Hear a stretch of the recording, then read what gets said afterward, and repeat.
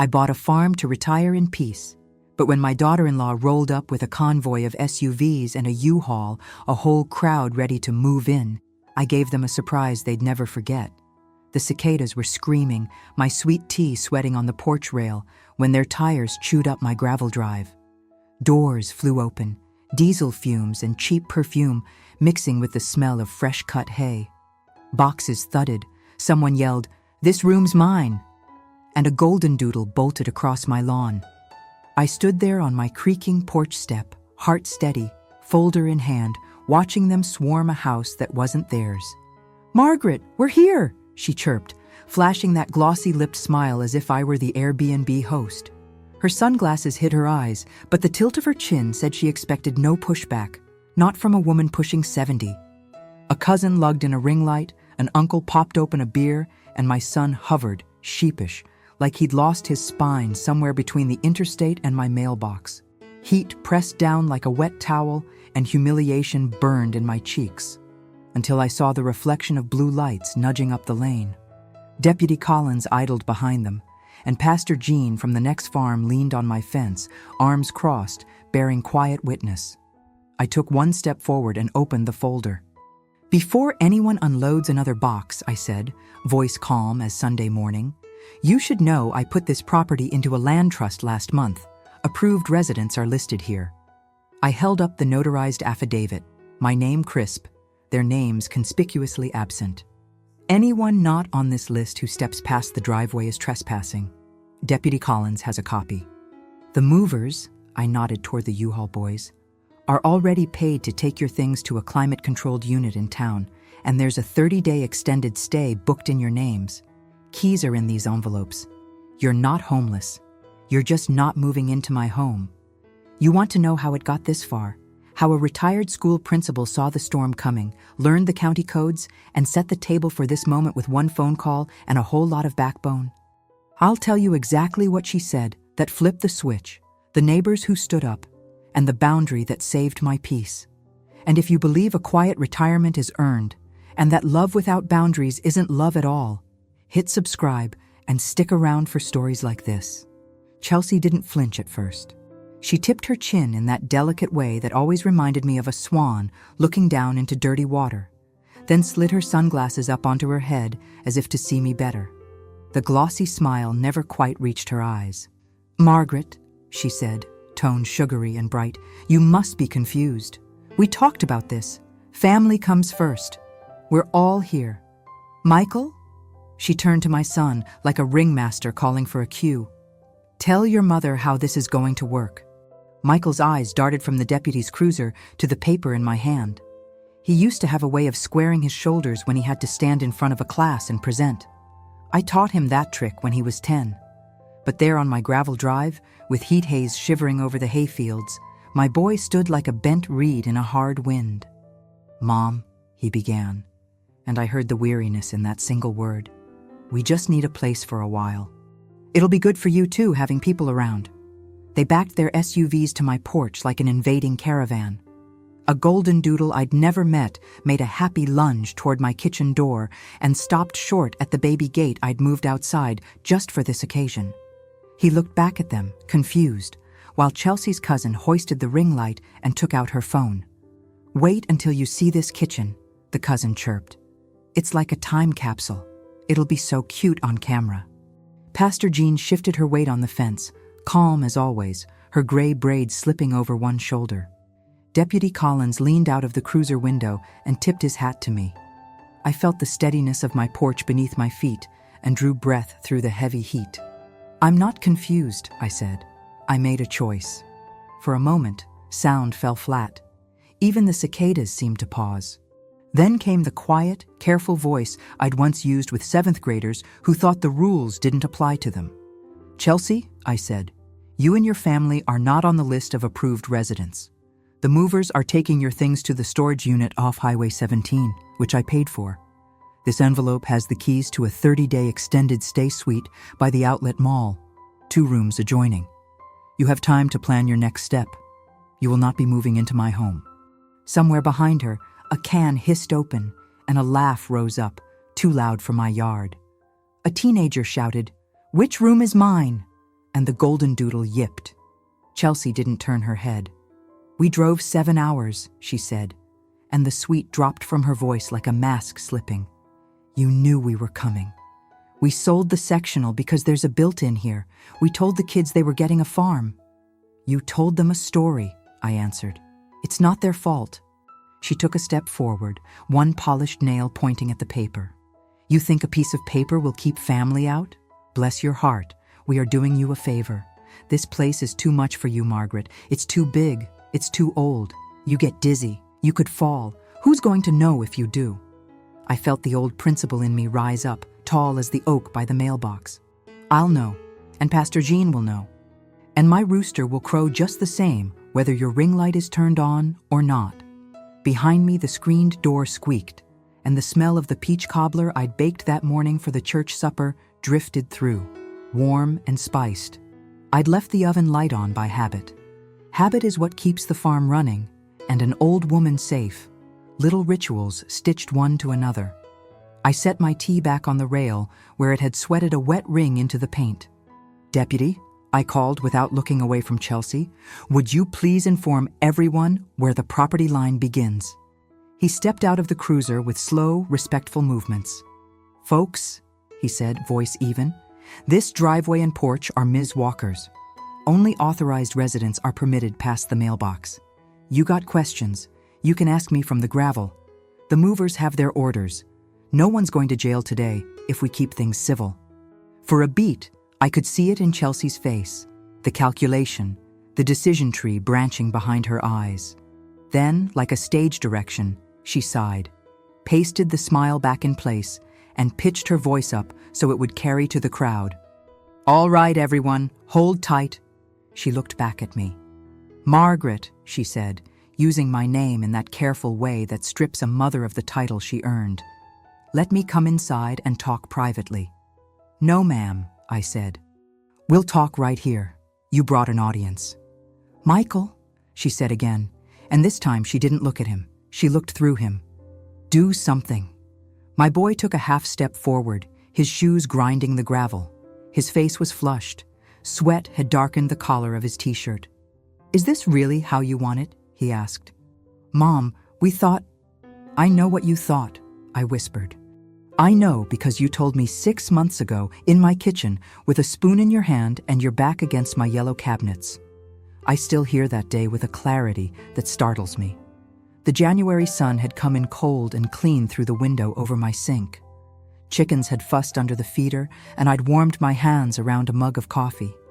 Michael and Chelsea had arrived with grocery bags and a bottle of wine that cost more than my week's gas. It was the weekend of the county basketball tournament, and I'd planned to go cheer for our girls I used to teach. They had planned something else. "We've been talking," Chelsea had said, hips resting against my counter as if the old pine had surrendered to her already. She'd pulled her phone out and scrolled through photos, airy white kitchens with black hardware, sharp-edged islands, shiplap walls that looked like the inside of a trinket shop. This farmhouse? It's a gold mine. Farm content is huge, Margaret. We could make a whole channel. Chickens, harvest baskets, morning routines. Sponsors love that. It's peace and quiet and wholesome stuff. People eat it up. People also eat actual food, I'd said then, cracking eggs into a bowl, which we grow here. Her smile had been friendly, almost kind. That's just it. We'll help with everything. We'll move in by summer and get the place set up right. We'll need to open up the walls in here. This is so closed off, and I have a contractor who can do it fast if you just let him in. Michael can work remotely. The kids can run around. You won't have to do a thing. We'll take care of you. There it was, that sentence. We'll move in by summer. We'll take care of you. The words had floated in the steam from my coffee, sweet and smothering. The way she'd said it, like a decision already stamped by some invisible approval. I had stood very still and watched Michael's face to see if he heard the same thing I did. His eyes had darted to mine, then away. I'd cooked them lunch. I'd asked about the boys' school and Chelsea's brand work, and Michael's new project that kept him up too late. I had not argued. When they drove off with the leftover biscuits wrapped in a towel I told them to keep, I had stood alone in my kitchen and listened to the house breathe. The boards settled. The clock over the stove ticked. Out in the field, a hawk traced circles over the tree line. That afternoon, I pulled out the manila folder where I keep every big decision I've made since Frank passed in '98. It's a habit from a lifetime in schools. Own the paperwork. Don't let the paperwork own you. In the top drawer with the folder is a list I wrote in my own slanted hand, my first week on this land. It says, what matters here? Soil, water, light, peace. I underlined the last word twice. Buying this farm was the first thing I'd done just for me since I was 22. I did it after 38 years of telling other people's children to tuck in their shirts and look up when adults speak. After 2 decades of early mornings and late nights, and 1,000 Ms. Walker, can you? That I answered before I even despaired of the interruption. I did it after I took my own mother's hand and fed her soup when she forgot my name. After I took on weekend tutoring to pay for Michael's braces. After I sold my wedding set when the hot water heater ruptured and we couldn't afford a new one and orthodontics in the same month. I did it after 1,000 small refusals. No to out-of-state vacations, no to fancy SUVs, no to new handbags. I said yes to this farm, with its red dirt and old barn and porch that felt like a welcome I could finally accept without guilt. The week after that kitchen conversation, I drove down to the courthouse. The woman at the clerk's counter, Beth, wore bright lipstick and asked after my mama. "You're the former principal," she said, looking up from her computer. "Lord, I remember when you kept the pep rally from spilling into the parking lot. What can I do you for?" "I want to set up protections for my property," I told her. "Something sturdy, something that won't blow over if somebody huffs at it." Beth started me down the path. An afternoon later, I was in the office of a local attorney whose son I had suspended for chewing tobacco in the boys' bathroom back in '02. He grinned when I walked in. "Ms. Walker," he said, clasping both my hands, "if you say jump, I still want to ask how high." We wrote up the land trust. We drafted a no trespass notice for non-approved residents. We prepared a list of people: my sister in Savannah, Pastor Jean's name for emergencies, the neighbor who runs a tractor repair shop, who are allowed to be here. We arranged for a life estate. This place 100% mine while I'm breathing, set to become a community teaching garden under the trust when I'm not. We notified the sheriff's office. We sent the appropriate documents to the county. The attorney's paralegal had a hen named Dolly. She showed me a photo while the notary stamped my name onto the paper and made it official. I drove home with the trust in a folder and set it where my hand could find it on short notice. Then I got practical. I called the storage facility in town, climate-controlled, to be kind. I asked how many large units they had open and reserved 2. I asked the extended stay near the outlet mall about 2 connecting rooms and a pet policy. I prepaid both for a month and put those keys in envelope after envelope with names spelled correctly.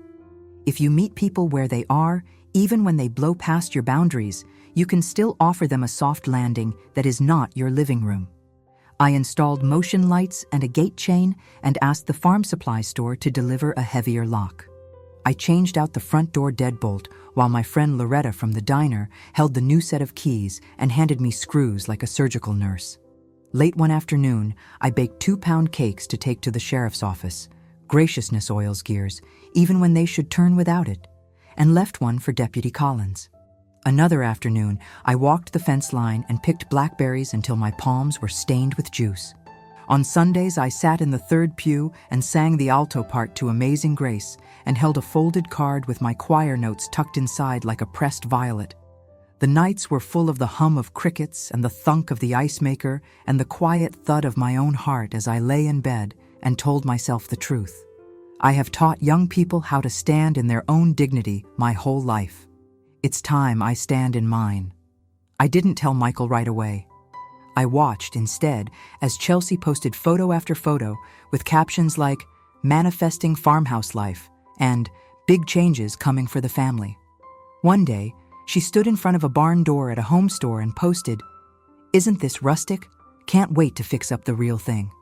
I sat at my kitchen table, opened my old laptop, and wrote down what I would say when the time came. It was not a threat, it was a boundary. The difference is one of posture. Threats loom, boundaries stand. When the convoy turned into my drive this morning, diesel, dust, and a dog, I didn't have to think. I had laid my stones. Now, with Deputy Collins watching, and half a dozen relatives fanning themselves with paper plates pulled from a box labeled party supplies, Chelsea took the envelope from my outstretched hand. She peeped inside as if expecting confetti instead of keys. "You booked a hotel," she said, incredulous. "Margaret, we have a toddler." "There's a pack and play by the front desk at the extended stay," I answered. "The clerk knows you're coming." "You can't be serious." I looked toward the oak by the mailbox where, years ago, they'd carved M+F in the trunk before the bark swallowed it. "I am." She moved half a step as if to glide by me into the house. The deputy cleared his throat. "Ma'am," he said, "I'm asking you to respect Ms. Walker's wishes. Y'all can call whoever you need to, but you're not going to cross that porch today." Chelsea's cousin turned the ring light on with a click, and I watched the bright circle bloom against the noon. "No," I said, pointing. "You are not going to film me on my property today either." The cousin hesitated, the light in her hand like a donut of sun. "Please," I added, gentler. "Turn that off." She did, reluctantly. The golden doodle snuffled my toe and wagged. I leaned down and scratched his head. "This is a good dog," I told him. "He deserves a grassy yard to run in. There's a small dog park by the extended stay. They've put in a little fence, and if you go early, you'll have it to yourselves." Chelsea let out a small, brittle laugh. "She's serious," she said to no one in particular. "She's really doing this." "Chelsea," I said, "you remember when your car battery died in December, and I came out in the rain with jumper cables and a thermos of coffee? Remember when I watched Addie for all those weeks when she was a newborn and you needed sleep? Remember when I slipped the deposit check under your door on that first apartment because the landlord wouldn't hold it without cash? I did those things because I love my family. I won't do this because I love myself." "Don't make it sound noble," she shot back. "You're selfish. You have so much space, and we have children. Isn't that what this is for? Don't the Bible and all your little church friends talk about generosity and community? What do you think they'd say if they saw you turning your own family away?" "They are seeing it," Pastor Jean said softly from the fence. "And I'm grateful to witness a woman standing in her no without apology. If you'd like a glass of cold water, there's a jug in my truck." Chelsea colored. "I'm fine." Michael, whose silence had sat heavy as a stone, suddenly pushed a hand through his hair. He looked younger in that moment than he had in 20 years, like the boy who got stage fright before spelling bees and puked in the hibiscus outside the school office. "Mom," he said, "Chelsea was counting on this. We told everyone." "I know," I answered. I let the ache in my chest rise and I didn't fight it. "Son, I love you. I will meet you at the diner at 3 o'clock. Just you and me. We'll eat pie and talk. But right now I need you to tell these folks to get back in their cars and follow the movers to the storage unit." He swayed and I saw it. The relief of someone who's been waiting for a grown-up to step in, even after he should be the grown-up himself. He looked at me once more, then turned to the U-Haul boys. "All right," he said hoarsely, "go ahead to the facility on 17. We'll follow." Chelsea stared at him. "Are you serious?" He didn't meet her eyes. "We can't force our way in," he said. "She planned this." Her laugh was bright and hard. Of course she planned it. The cousins and uncles shuffled, and the ring light went back into a bag. Someone mumbled about getting lunch. The golden doodle jumped into the backseat of a SUV and placed his paws on the window like he might be praying. I stood still and nodded at people as they passed, a polite host in my own yard. No one said thank you for the keys. It wasn't until the last bumper crept past the mailbox and the dust settled into the kind of quiet that makes your ears ring that I let my shoulders drop. I sat on the top step with my knees apart and my skirt catching a bit of the grit that lives on every porch in this county. Pastor Jean climbed the steps and sat beside me. "You all right?" she asked. "I will be," I said. "Right this minute. I'm just breathing." She sat with me through the breathing. The deputy tipped his hat again and pulled away. The golden doodle's nose print was shaped like a heart on the back window of a car that was no longer there. For a long time, the only sounds were the cicadas and a train far off and my rooster shouting at a cloud that had displeased him. "Come by tonight if you want," Jean said as she stood. "I made a pot of chicken and dumplings, or not. Either way, I'll pray peace over this place. Pray that I can be kind and firm at the same time," I said. She smiled down at me. "That's a prayer God loves." When the screen door closed behind me, the house felt both familiar and strange. My mother's quilt lay folded at the foot of my bed, blue squares faded to soft denim light. The kitchen still smelled faintly of cinnamon. I set the folder on the table, next to my notebook with the list I'd made and remade. Talk to attorney, change the locks, store irreplaceables in the bank box, call Michael after things simmer, ask Loretta to sit with me if Chelsea posts something unkind online. That last one made me smile. Loretta doesn't own a computer. She owns recipes and stories and one of those telephones with oversized numbers because she got tired of misdialing. I reached into the jar where I keep loose change and threaded the pennies into a tiny stack with my fingertip. I've always found order in small things when the big things tilt. When Frank died, I alphabetized our spices because chili powder between cinnamon and cloves made sense when nothing else did. When my mother's memory stuttered and skipped, I would iron pillowcases smooth until the sound of the steam calmed her and me both. Now, I put the pennies back, lined up side by side like fish scales catching light. The quiet gave space for what came next. Sadness, then anger, then a steady kind of stillness. I pulled my chair out and sat down. A sweat ring from my tea had curved like a moon on the wood. I pressed my palm into it and lifted it, leaving a print. On the refrigerator, Addie's crayon picture of my chicken coop still hung crooked. It made me think of the nights I took care of her, so Michael and Chelsea could sleep. The soft weight of a tiny human asleep against my chest. The way her breath puffs warmed my skin like a small blessing. Love isn't a ledger. It's a garden. You plant what you can and hope the rain is kind. But you put up a fence too, because otherwise the deer come and eat your beans. There is a lot folks don't tell you about retirement. They don't tell you how many people think your time has become their time. How your space becomes a place other people imagine themselves in, like a backdrop they can rearrange without asking. They don't tell you how hard it is to say no in a culture that puts soft platitudes on top of grabby hands. You have to decide what is yours to give and what is yours to keep. When I was a principal, I learned to read the room. I learned who would poke a rule to test it, who would kick the door, and who would whisper their rebellion so quiet you almost missed it. Chelsea is a whisperer until she needs to be something else. When she first entered our family, she brought bright flowers to Thanksgiving and called me ma'am with an almost theatrical courtesy.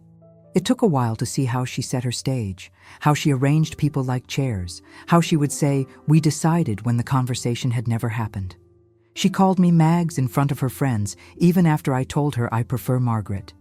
She would sigh a little when I asked if they could return a borrowed thing.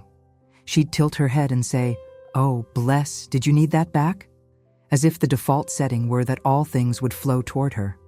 When Michael struggled after his layoff 3 years ago and moved back home for a month, she insisted I not tell the neighbors because, please, we don't need the small town pity. I told the neighbors anyway because that's how casseroles arrive when you need them. She took the casseroles and wrote thank you notes that never got mailed. I have not been perfect either. I have made allowances where I should have set boundaries and set boundaries where I could have been kinder. Once, I snapped at her when she left wet towels on my embroidery hoop. Once, I gave Michael cash in secret because I couldn't bear the look he gets when he feels like he's failed me. Once, I rolled my eyes at a video she made of a morning routine that involved pouring oats into a mason jar and then pouring them back into their container for the camera. But in our family, we keep our core gentle. We say grace. We try again. This afternoon at 3, I will sit in a booth at Loretta's, where the napkin holders are always slightly sticky and the coffee tastes like a summer church basement, and my son will sit across from me and stir creamer into his cup without drinking it. He will say, "Mom, she's embarrassed," and I will say, "So am I." He will say, She posted something, and I will say, I figured. He will say, what are people going to think? And I will say, the ones who matter already think kindly of us. The ones who don't can be occupied with their own lives. There will be a larger conflict. I can feel it the way I can smell rain before it crests the hill. Chelsea does not fold easily. She will call a lawyer. She will threaten to petition the court to evaluate my competency because I like to label my pantry and keep a crocheted tissue box cover. She will suggest that a woman who gardens alone is a woman asking to be under someone else's care.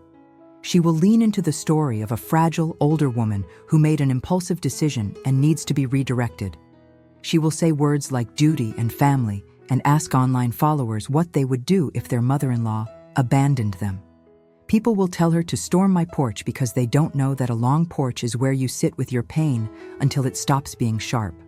I have already seen, in the brief scroll of a feed I looked at once and then set down, a caption. Sometimes people hoard more than money. They hoard space and peace and won't share it when you need it most. The photo was a pretty shot of a gravel road with dappled light, and it was mine. Loretta said she'd make me pie and not let me look at my phone. I have an appointment next week with the attorney to walk through everything again. He'll make notes. He'll pat my hand. He'll remind me that paper is powerful when it is clear. I have a letter from my doctor about my health, because in this world, a piece of paper seems to hold more weight than a woman's steady gaze. I planted a second row of okra yesterday, because I'll be here to harvest it. I sat with Pastor Jean this morning on the steps of the church, while a boy ran by barefoot, and we could hear the softball team laughing behind the gym. She told me to remember what is true, that my life belongs to me, that love with a boundary is sturdier than love without one, that peace kept isn't selfishness, it is stewardship. I rinsed the cobbler dish and set it to dry. I wiped down the counter with the rag that smells like lemon, because long before social media, there were women who cleaned their counters because they liked doing the next right thing. I went out to the coop and scattered scratch while the hens bustled around my ankles and pretended they were small dinosaurs. I leaned into their noise and the heat that pressed around us.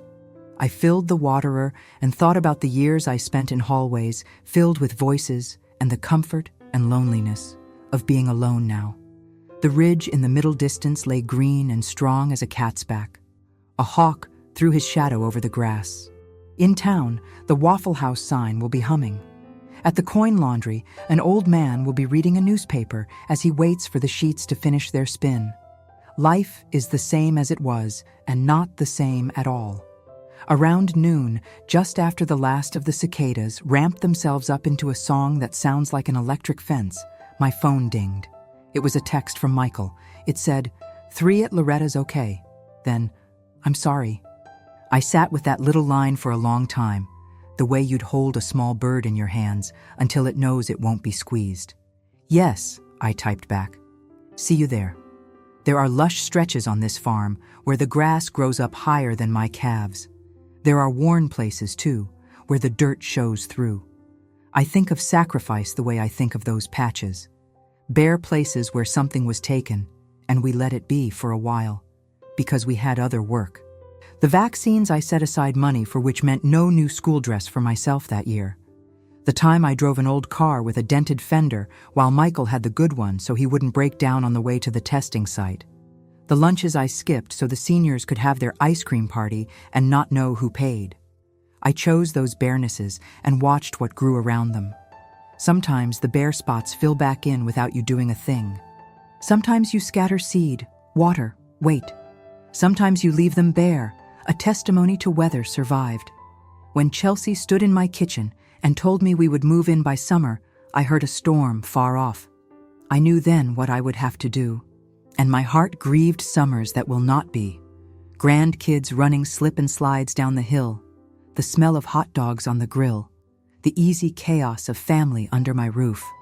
There is a particular kind of sorrow in saying no to something that could be sweet, if only so many other parts weren't bitter. I took that sorrow by the hand and walked it down to the creek.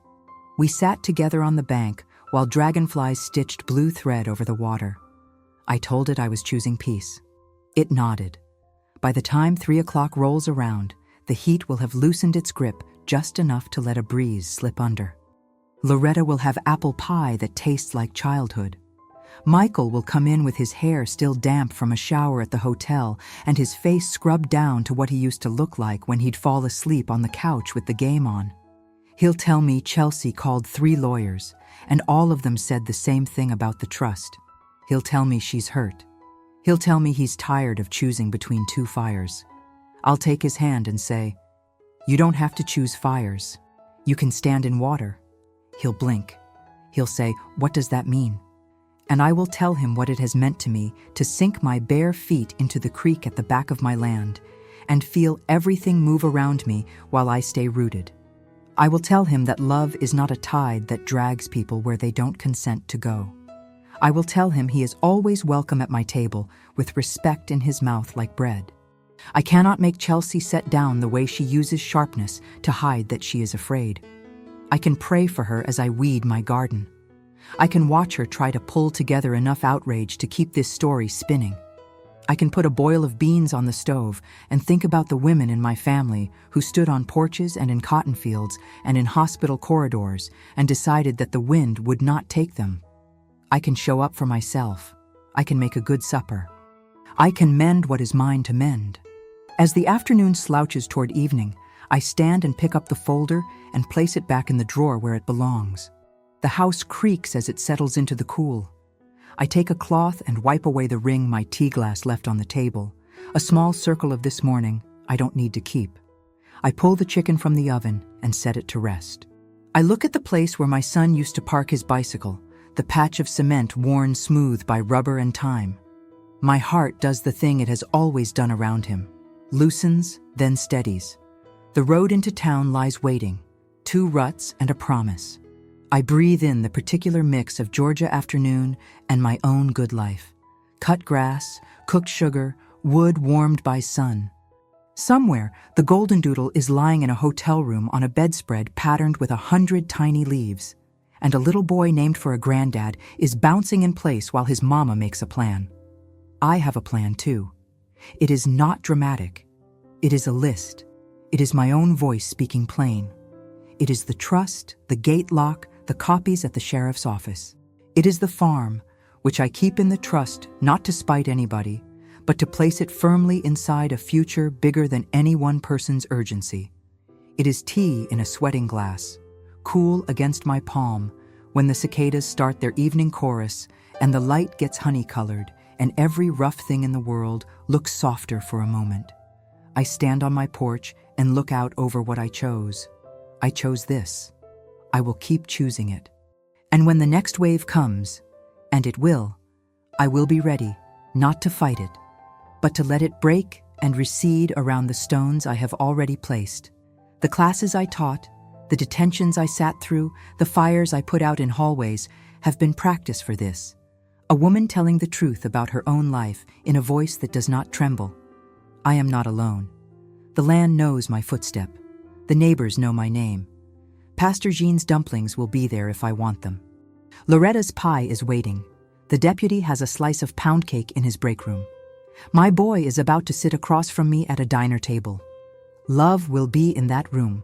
So will boundary. We will see which one stands, and I already know.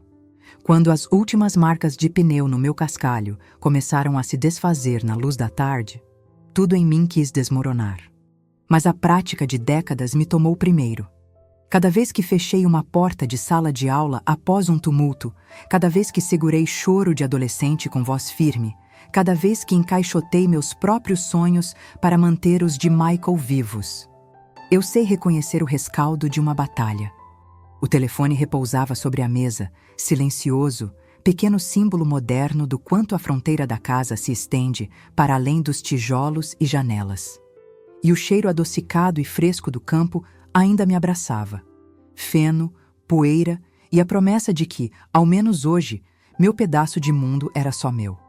But the siege wasn't set up overnight. The first time Chelsea accused me of selfishness was via email, in a brief text that said, "I admire your strength, Margaret, but sometimes too much strength becomes a wall." And I read it alone, in the dim light of my room, after a shift at the library, because a neighbor's granddaughter needed tutoring. I understand walls, but not in the way of someone who blocks things for pleasure. I built every brick of this place with my own hands and didn't let anyone out who hadn't tried to jump out a window first.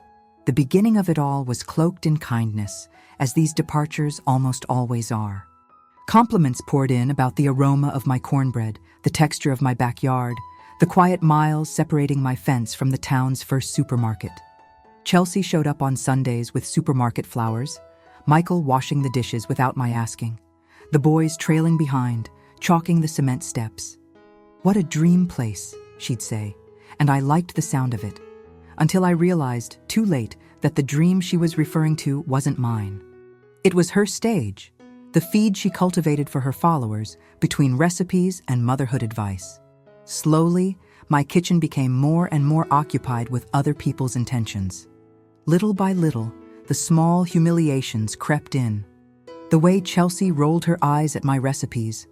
"Pork fat? Margaret, isn't that from the 50s?" As if tradition were a flaw.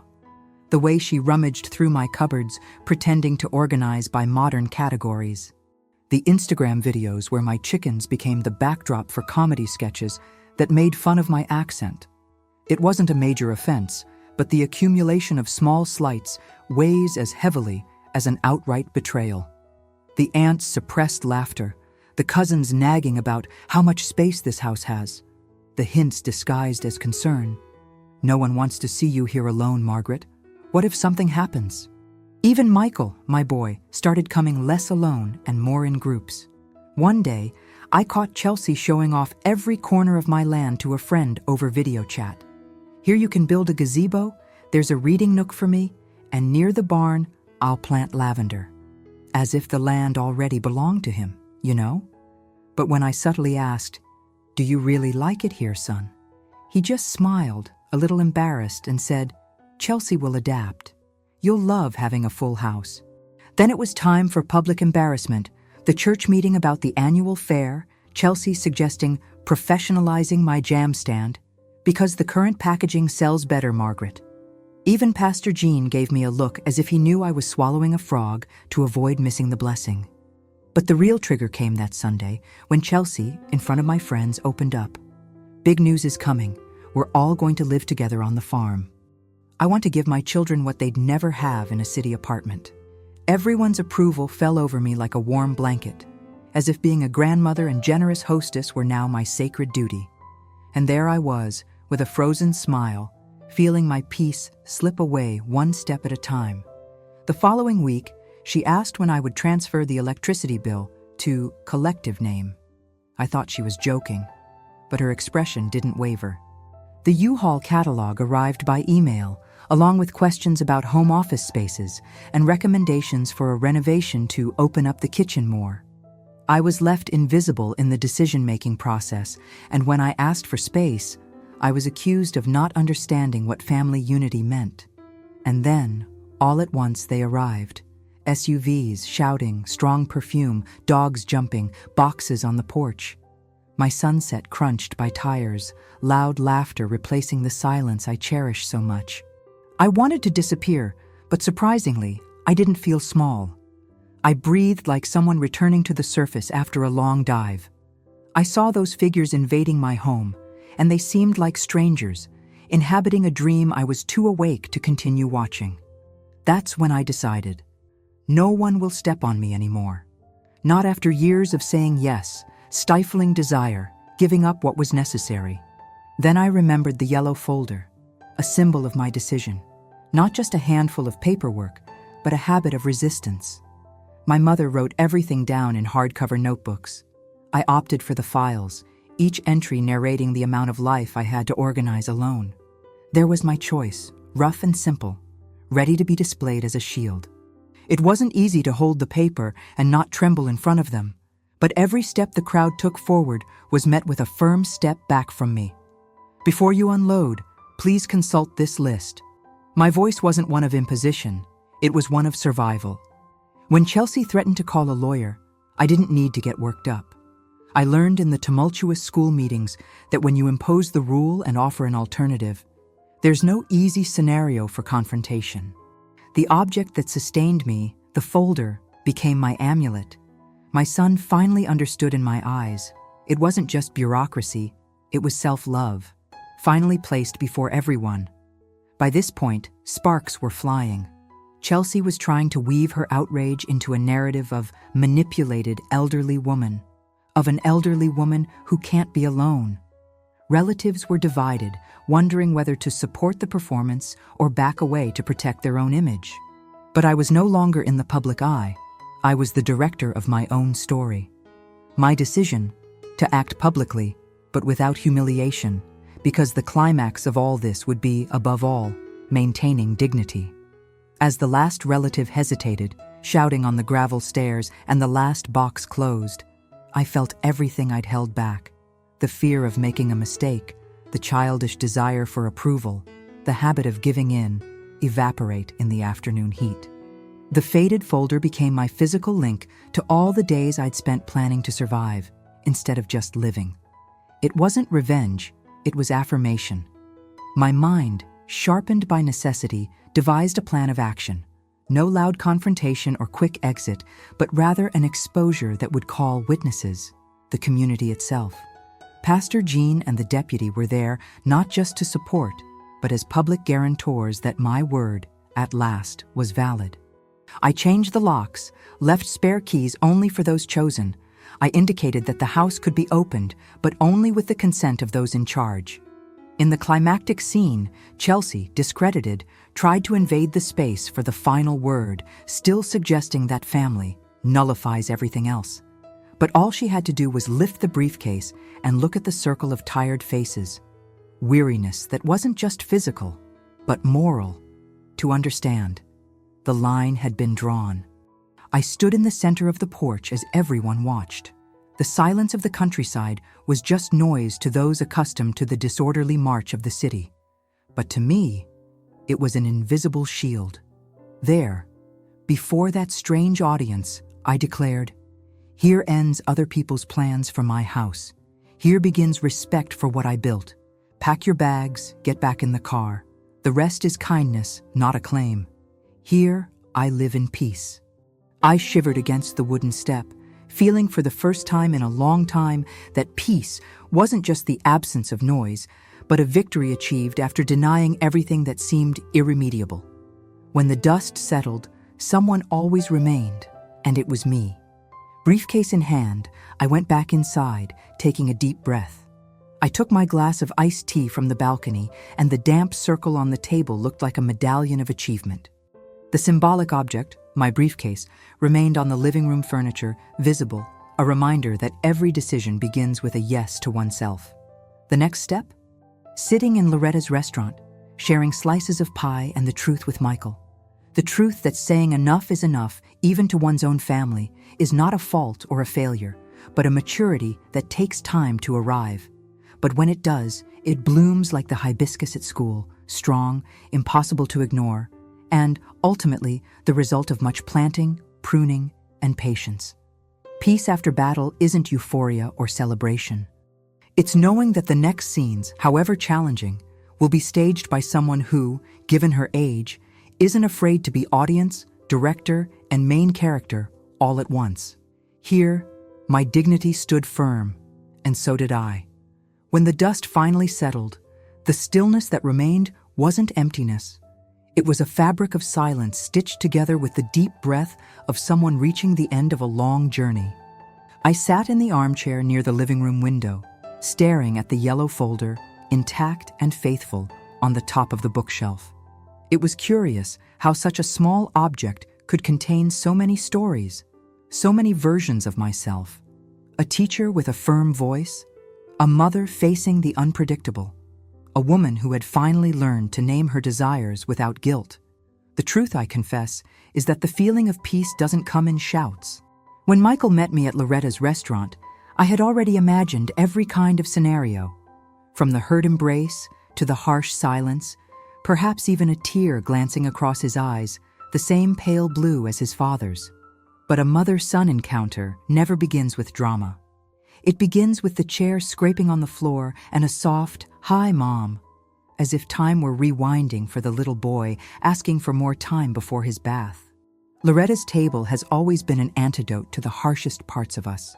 The scent of fresh cinnamon, the melt-in-your-mouth slices of pie, the gentle, unhurried manner with which Loretta herself pours the coffee.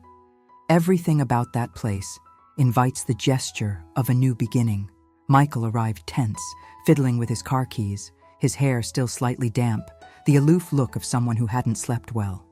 I sat with my hands folded and my briefcase beside me, not as a threat, but as a testament. "Mom, Chelsea's mad," he said, as if lifting a weight and waiting for me to tell him everything will be okay. I gave him a patient smile, inviting him to continue. She posted too much, talked too much, dreamed too much about it," Michael added, looking down at the line on the table. "I should have said no before. Only I couldn't." I reached for his hand with mine, wrinkled and firm, the hand of someone who carries trays, notebooks, and now, finally, only held itself. "We've all said yes when our hearts were screaming no, son. The important thing is to learn when it's the right time to hold on tight to what's ours." He sniffed, looking away to the counter where Loretta worked. "Chelsea wanted to prove she could," he ventured. For her, it wasn't just about home, it was about showing strength to everyone. I placed my voice in that moment as I placed a blanket over a frightened child, at a time when nightmares were just shadows outside the window. "I know that desire, Michael. I've spent my life teaching people how to decipher courage. Today, I offered another lesson. Courage is also refusing what invades quietly, what seems caring but constrains, what comes with heat but squeezes the heart. The name for this is love, yes, but it's also respect." The conversation drifted into the details of the day, Chelsea calling her parents, the children's confusion over the small room at the hotel, the looks from his cousins in the fast food line. Michael, now calmer, said he'd sought out his brothers to explain that it wasn't a fight, but an agreement. The idea that a mother's house doesn't have to be an extension of other people's dreams. At the end of the conversation, he looked at me with a mixture of relief and sadness. "It'll take her a while to accept it, Mom. Me too. But now I understand, and I still want to go back to eat your cornbread. Just you, me, and the silence of this whole field." I laughed, because the silence is never complete. There's always the chirping of an insect, a distant moo, the flutter of a dove's wing, thinking there's still corn left behind after the harvest. But that was the silence I wanted, not the silence imposed by absence, but the one chosen because it fits serenely into the soul. When I returned home, with the sky already framing the purple shadows of dusk, I paused for a moment on the porch steps. The smell of cut grass was a promise. The wind combing the branches of the old oak seemed to say to me, "Here, your life is yours alone." I sat, briefcase still in hand, and looked back at the past, seeing so many other nights I'd longed to be seen. It was hard to accept that sometimes, to be truly seen, we need to rise up and grow beyond the roles of mother, grandmother, former director. We need to appear naked of titles, covered only in truth. That night was the night of internal inventory. I opened the folder, took out the paperwork, and arranged it in the envelopes. I reread my name printed in those formal letters. I imagined Beth's hands from City Hall holding the copies, the lawyer's signature, the light touch of the stamp saying, "Valid, guaranteed, acknowledged." In that pile of bureaucracy, there was more life than many a family album. Each document was my no spoken in time, my yes, whispered to peace. I went to bed early, exhausted not so much physically, but from the weight of defending an entire plot of land with words alone. The silence of the farm, this time, arrived as a friend. Outside, the muffled sound of chickens, the brief neigh of a horse on the neighboring property, the whisper of the woods in the darkness, an old and safe refrain. The small light in the living room leaked softly under the door, reminding me that, inside, every space was loved. I placed my briefcase on the dresser next to Frank's framed picture, and for the first time in a long time, I fell asleep feeling exactly where I was supposed to be.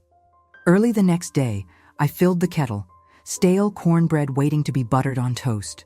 The sunbeam hit the kitchen window and danced over the damp ring left by the previous day's tea. Instinctively, I took the cloth from the cupboard and wiped away the mark. Like a medal, the memory of that afternoon vanished, erased by that trivial and honest gesture. I thought about how often we collect rings of sadness or hurt and let them become scars instead of wiping them away, facing them, and starting over. Before noon, I heard the landline ring. Yes, I still use it because tradition is a knitting where longing curls and warms. It was Loretta, her voice as deep as ever. "Miss, can you come up here later?" I made more pie, and Pastor Jean brought some really fragrant peaches. I said yes, of course. Then I stood at the gate, looking out at the field. I thought about Chelsea, about the pain that would still circulate through family groups and online networks, where my version would perhaps be that of a tyrannical villain. I desperately wanted her to have a place to put her feelings, but I held back the urge to try to fix everything for her. What's mine scars within me, what's hers, she must take care of, as everyone takes care of their fence, prunes their rose bushes. Minutes later, Michael texted me. "I'm thinking about going back there on Sunday, just me and the kids. Is that okay?" The easiest thing to do would have been to open the gate and pretend nothing had happened. But I remembered yesterday's lesson. Peace isn't given, it's built. I replied, "Only if you respect the rules of the agreement. Lunch is for those who come to socialize, not to convince." I wrote, deleted, then wrote again, removing the threatening tone and changing it to, "It will be good, yes, but each to their own." I sent it, grateful for being able to choose my tone. Early in the evening, my hands already stained with soil from the garden, I sat down with my mother's notebook. I decided to draw a new fence, this time not around the earth, but around my routine. I listed the names of the people who do me good and those who will still bring challenges in this new cycle. I listed small pleasures: cornbread, the smell of the countryside, birdsong at 6 in the morning, prayer in the back pew of the church, the sound of the cake rising in the oven, Jean's unexpected visit bringing flowers from the Cerrado. Of course, there was still pain. Chelsea's brief phone call later that week was icy. "Margaret, I hope you're happy." I could only reply, "I hope you find your own piece of peace, Chelsea." There was no more fighting, just the alien silence between two women who somehow were searching for the same thing: a home where they could be respected. Over the next few days, the community grew closer. Donna Ruth left a basket of rain cakes, saying that it's not every day you get to look good defending your own corner. Pastor Jean stopped by to let me know that the church's youth would like to visit the community garden, which, thanks to the future I left in the trust, will soon be open to everyone in the city. I lay on the porch bench, listening to the small talk about what, in my own way, I've managed to preserve. The yellow folder moved to another location, no longer within reach of fright, nor as a shield. It remained tucked away in the drawer, between a lace scarf made by my grandmother and a recipe book, a symbol not of the threat of conflict, but of the certainty achieved. Every woman deserves to know by heart the place where her decisions rest. From then on, I knew mine. If anyone asks what I gained from all this, I'll say, I gained the ability to wake up each day with my dignity intact, even if some relationships now have barriers that need time to rebuild. I gained well-slept nights in a house where every noise reminds me of who I am. I gained the freedom to love without being trampled. And above all, I gained a certainty that echoes louder than the humming of cicadas at dusk. No love can sustain itself if it must crush the other to exist. At the next church party, maybe Chelsea will come. Maybe there will be unease, or maybe, in time, there will be a reconnection, transformed by the lightness of a redesigned relationship. I will plant what I can and hold on to what belongs to me. I don't intend to close my heart or the front door, but the key is now with me, and before I open it, I look through the glass. On Fridays, when I sit sipping tea on the porch, I look at the damp ring on the glass, a reminder of the first afternoon I defended my space, not only from the actions of others, but from my own doubts. The circle disappears as it dries, but the lesson remains. Every boundary drawn with serenity leaves a lasting mark. My yellow folder remains a symbol of what I hope for myself and for the women who came before me and will come after. That they be ground, that they be a wall when necessary, but above all, that they be masters of their own tranquility. It's never too late to defend the peace of our corner, be it an entire farm or just a space in our hearts. May you, listening to my story, have the courage to draw your own borders and discover that there is no greater bravery than saying yes to your own freedom. If this story touched your heart, leave a comment below, like the video, and subscribe to the channel so you can hear more stories of peaceful resistance and healing. Share this lesson with anyone who might need a little extra strength to build their own corner of peace. After all, we only truly flourish where we feel we can be whole.